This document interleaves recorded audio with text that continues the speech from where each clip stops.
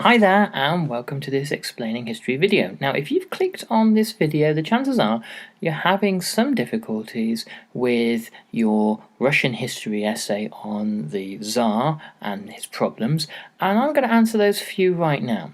So there are a number of reasons why Tsar Nicholas II was a weak ruler. The first reason was that he had never been trained to rule. He had been ignored by his father, Alexander III, who treated him as an idiot and referred to him, to his teachers, as a weak-minded fool from an early age.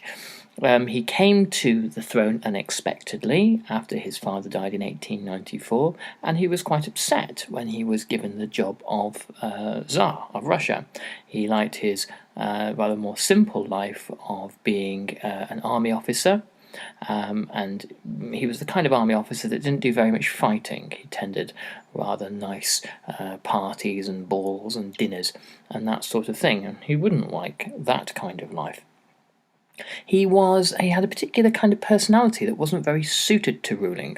He was stubborn, and he refused to listen to advice.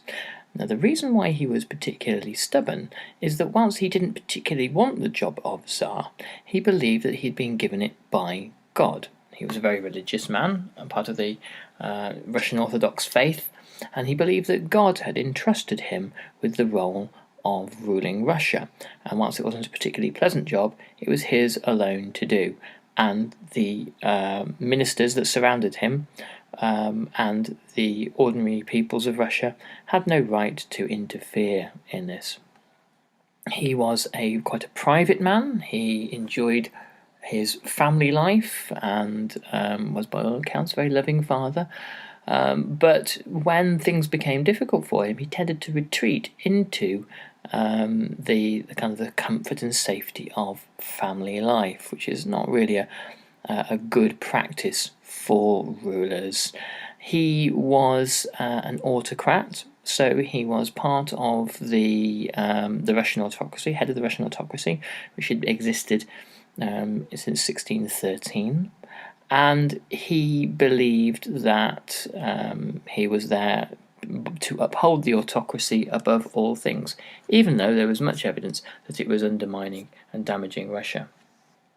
Nicholas II did not particularly, whilst being an educated man who had spent lots of time in Europe, he did not particularly like the new European ideas that were coming into Russia, things like industrialization and modernization, and he believed that the answers to Russia's problems lay deep in Russia's past.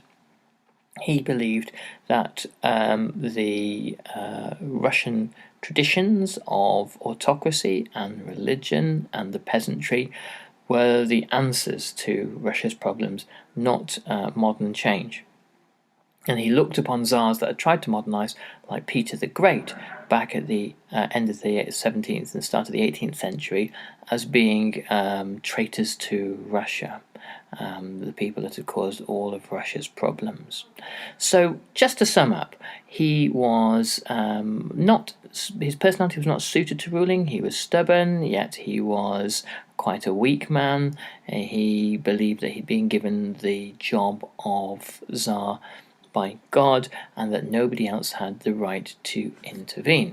Now, if you're doing a full course of study on Russia and you'd need a little bit extra information, some more useful stuff like this video, I'm going to leave a link below this video, and you can click on it and access more information. It'd be great to see you over there. So look forward to speaking to you soon. All the best, and thanks very much. Bye bye.